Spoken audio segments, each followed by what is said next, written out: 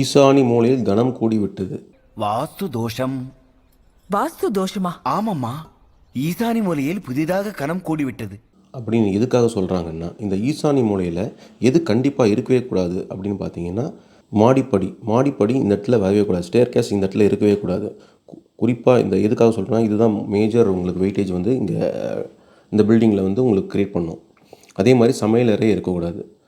இது ரெண்டுமே இருந்ததுன்னா அந்த வீட்டோட ஆண்களுக்கு வந்து ரொம்ப அவப்பெயர் உருவாகும். நிம்மதி வந்து இழக்க செஞ்சிடும். அந்த வீட்டில் நிம்மதி பெருசாக இருக்காது.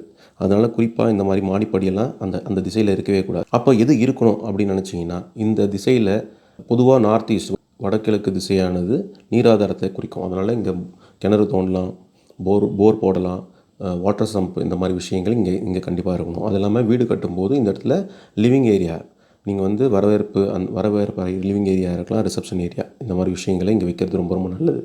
மேலும் இந்த மாதிரி விவரங்களுக்கு நீங்கள் இறையருள் சேனலை சப்ஸ்கிரைப் பண்ணுங்கள்.